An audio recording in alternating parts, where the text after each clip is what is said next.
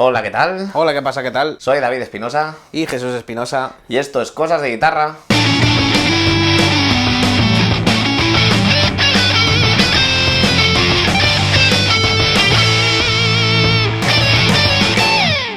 Y esto.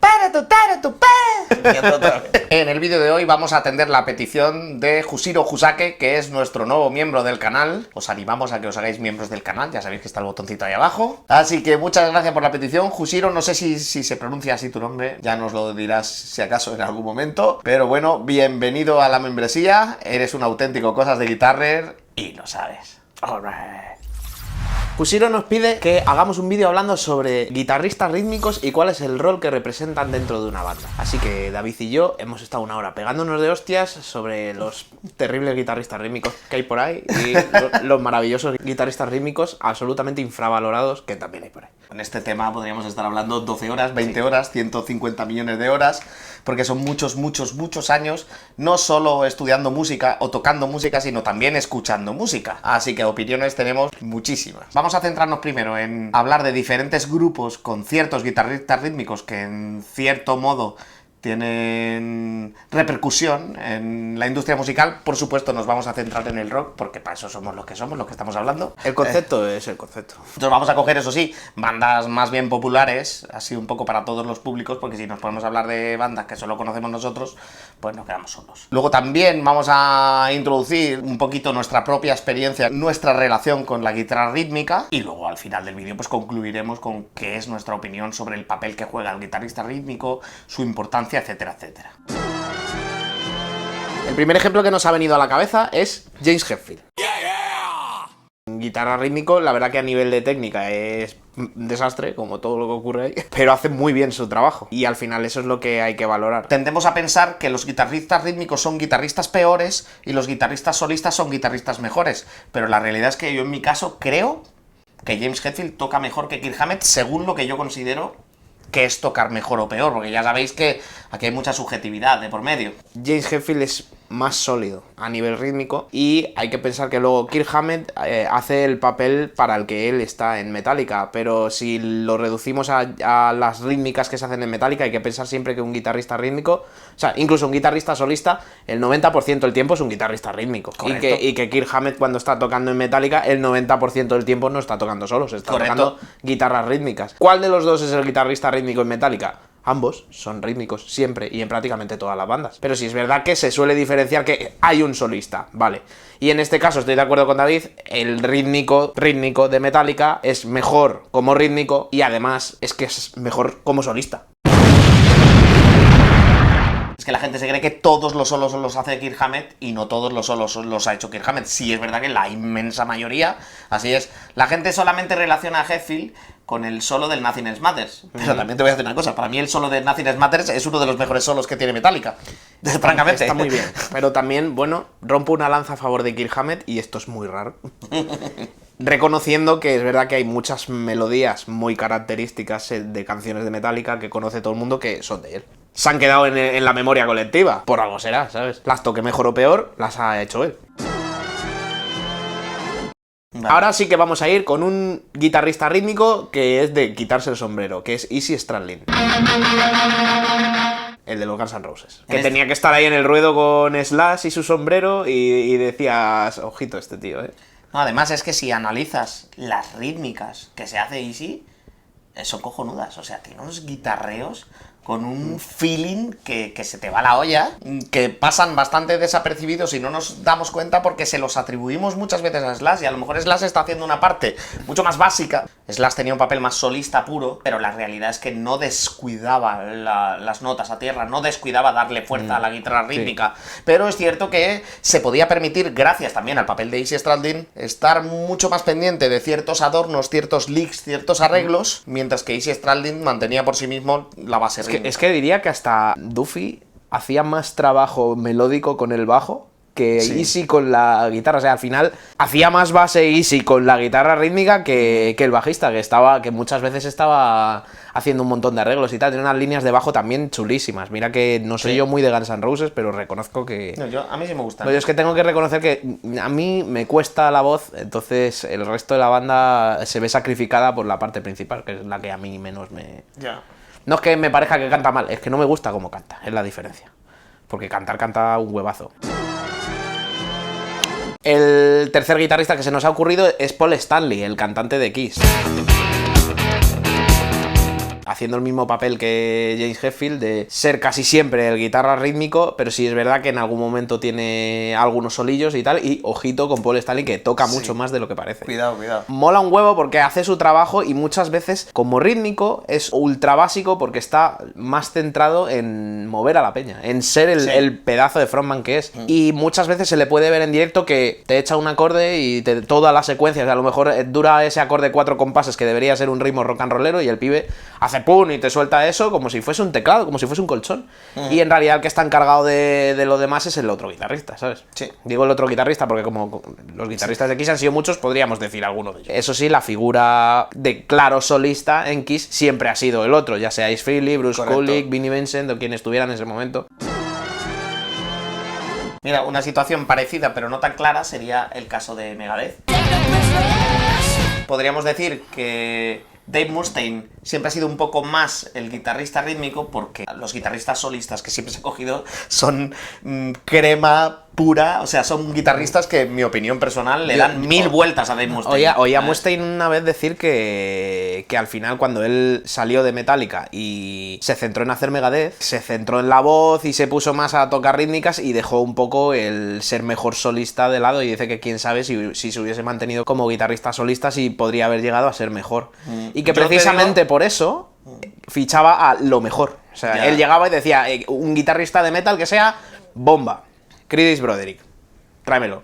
Kiko Loureiro, tráemelo. Y también te puedo decir que cuando intentas tocar alguno de los solos de Dave Mustaine, cagas fuego. O sea, no te equivoques, no te creas que Dave Mustaine era un guitarrista rítmico porque no tocaba mucho, que tendremos a pensar en ese error. Tú escuchas un solo de Marty Friedman y luego el de Dave Mustaine, y el de Dave Mustaine es un buen solo, pero es que Marty Friedman es una bestia.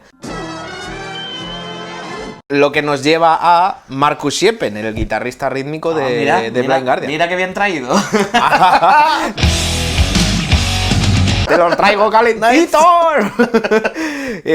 Pues Marcus Siepen es el guitarrista rítmico de Blind Guardian y es claramente el rítmico porque el otro, el Andre Olbrich, no existe para él el concepto de guitarra rítmica, y aquí podríamos hablar de guitarristas no rítmicos, ¿vale? Sí, y no porque no tenga sentido el ritmo, sino porque no hay una sola sección en ninguna de sus canciones en las que él toque un acorde. Claro, son todos rifacos y rifacos súper solistas. Sí, o sea, sí, no riffs graves ni nada. Está continuamente pintando, como si fuera el primer violín de la orquesta. Sí. Hablando claro. Es lo que hace que la banda tenga un sonido súper característico, y lo que nos indica que tiene una creatividad enorme para hacer melodías que son súper pegadizas y solos que son cantables, que es una cosa muy importante. Que tus solos se le quedan a la peña por cantables. Que cuando entran cuando tocan el solo de Fear of the Dark, todo el mundo canta el solo de Fear of the Dark. Sí. Porque han sabido hacer un buen solo. Mira, ahí te digo, Iron Maiden, un grupo con 3 guitarristas, y ahí son 3 guitarristas, tanto rítmicos como solistas, según proceda, y a partes iguales. O sea, no podrías decir que ninguno de los 3 tiene un papel más solista que los demás. Y eso que son 3 guitarras, ¿eh? Marcus es claramente el rítmico y lleva un peso enorme sobre la banda. Curiosamente, para que no lo sepa, el cantante, Hansi Kurz, es realmente el bajista de la banda también. Y originalmente tocaba el bajo en directo, lo que pasa es que se quitó de eso para poder desempeñar bien su trabajo como cantante. Y al final, si lo piensas, el peso rítmico en los discos recae sobre las manos de Marcus. Te ves un directo de ellos y a lo mejor en 2 horas de bolo hace un solo, pero lo hace con un gusto, un tacto, un perfectamente tocado. Y el otro, o sea, si el concierto dura 2 horas, pues hay 1 hora y 45 minutos de solo del otro guitarrista. Y hay 15 minutos de... Algunas veces toca un acorde, ¿sabes? Cuando resuelve la canción, hace todo mi menor. En el caso de John Lennon, que también el otro día estuve viendo, asistí a una discusión en directo en otro vídeo de YouTube, en un chat, que estaban dándolo todos, estaban dando cera, porque un tío decía que John Lennon era un guitarrista bastante mediocre, y además decía que con mediocre no se refería a malo, se refería a en la media. Y había un tío discutiéndole y diciéndole... No, eso es porque no eres músico. Si fueras músico entenderías lo difícil que es tocar como John Lennon y lo buen guitarrista que es.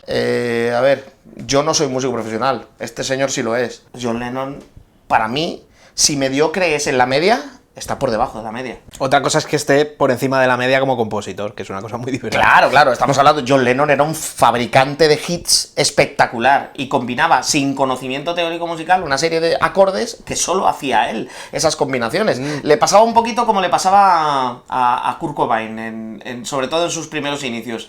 No sabía ni lo que hacía, pero hostia, sonaba, ¿sabes? Pues esto es lo que le pasaba a John Lennon. Pero John Lennon mismo, siempre se ha catalogado como no muy buen guitarrista, pero es que George Harrison, que era el guitarrista solista de la banda, tampoco es un guitarrista... Es que yo creo que el mejor guitarrista de los Beatles es Paul McCartney, que es bajista. Y probablemente también el mejor batería. Con esto, y antes de que me lancéis todo vuestro odio, os puedo decir que adoro a los Beatles. Toco y conozco absolutamente todas las canciones que han compuesto. Los que me conocéis sabéis que soy un trivial de los Beatles, me he aprendido su vida entera. Y os puedo decir que admiro a los Beatles, pero de manera objetiva. Y si lo que tenemos en cuenta, no sé por qué la cámara ha decidido que mi mano es una cara, pero lo ha hecho, ¿vale? Lo importante es participar. Correcto. Y estamos hablando de unos tíos que han compuesto probablemente de las mejores canciones que han existido jamás. Yo siempre he estado más cerca del guitarrista rítmico que del guitarrista solista, porque siempre he sido un tío listo y me he juntado con tíos como este que son bastante mejores que yo y enriquecen muchísimo lo que yo pueda hacer, ¿vale? Entonces, podemos decir que aunque yo siempre he jugado un papel solista en alguna de las bandas, nunca he sido el solista principal. O sea, si somos dos guitarristas, normalmente siempre he sido yo. De vez en cuando me hago un solo, pero hay otro tío ahí que hace mucho más. Es más, por ejemplo, en la primera banda que tuve, en Kender, por ejemplo, yo empecé siendo guitarrista solista, pero cuando vi que Borja, un guitarrista con el que he compartido muchos años de escenario, tocaba como tocaba, yo fui normalmente echando pasitos para atrás y dejándole cada vez más protagonismo a él. Pero me pasó lo mismo cuando entró Willy en la banda. Cuando entró Willy en la banda me encantaba cómo tocaba, y como me encantaba, yo iba reculando para atrás y ya está. Y luego en otras bandas que hemos tenido posteriormente igual. En Perpetual era el que hace la canción se hace el solo, eso es así, ¿te acuerdas? Sí, es verdad. Pero eso era una cosa que habíamos establecido entre nosotros. Por ejemplo, en otras bandas, aunque hacía solos de vez en cuando, normalmente el otro, que sí que era normalmente el guitarrista solista, hacía una réplica de mi solo, y entonces había dos solos, el mío y luego el suyo. Y sin embargo, en sus momentos de solo en otras canciones, yo no hacía réplica, o sea, él tenía claramente un papel mucho más solista que yo. Y yo tampoco he hecho muchos esfuerzos por ir hacia esa parte solista. Quizás mis esfuerzos han ido más en hacer rítmicas tan atractivas que no necesito hacer solos para divertirme tocando. Y entonces, en esa banda, bueno, y en todas las bandas que hemos tenido, yo creo, siempre nos hemos trabajado las rítmicas para que no fuera una cosa monótona. El hecho de no ser solista no significa... Primero, no significaba que no tuvieras que tener destreza para poder tocar. Eso para empezar. Porque al final, si la rítmica no es fácil, tienes que ser bueno. Y tienes que tener buen pulso. Porque si no lo tienes, ¿de qué le vale al batería y al bajista de tu banda darte la mejor base del mundo si luego la siguiente capa, digamos, si dividimos esto en tres capas, que sería la capa de cantante solista, la capa de colchón rítmico, teclados, guitarras, y luego la capa de base rítmica? La base cojonuda, puedes tener el mejor guitarrista solista del mundo, pero si tu parte rítmica no está bien ejecutada, esa banda no suena. Esa banda suena enfangada, embarrada y no tiene ningún tipo de calidad. Ser el guitarrista rítmico de una banda no exime de que tengas que estudiar para ser bueno. Hay que ser buen guitarrista rítmico y para eso hay que ser buen guitarrista. Así de sencillo. Mi experiencia como guitarrista en general es que yo era bajista originalmente, entonces tenía muy claro el concepto de que tengo que ser la base rítmica, pero me pasé a la guitarra precisamente porque era un poco... Yo también quiero estar en el centro del escenario, yo también quiero que el cañón de luces me dé a mí, ¿sabes? Y me dio por tocar la guitarra y me centré mucho en técnicas de solista. De hecho, durante los primeros meses yo hacía tapping y hacía sweep picking y mierdas. Lo hacía mal, pero lo hacía. Y no era capaz de tocar fa mayor. Y después de varios años tocando la guitarra, ya sí era capaz de tocar un fa mayor. Y cuando empecé a dar clase con mi profe me dijo... Hombre, eres mal solista, pero básicamente porque eres mal guitarrista rítmico, y si no eres buen guitarrista rítmico, no puedes ser buen guitarrista solista porque es una consecuencia de lo otro. Si tienes mal sentido del pulso y no eres capaz de entender los ritmos sobre los que funcionan las canciones que tocas, no vas a poder solear encima cómodamente. Y entonces nunca serás un buen solista. Conclusión, para ser un buen guitarrista solista tienes que pasar por ser antes un buen guitarrista rítmico, lo que implica que el guitarrista rítmico puede ser siempre rítmico, pero el guitarrista solista está obligado a ser buen rítmico, si no, no será buen solista. Pues ya estaría todo el pescado vendido. Vale, sedueros.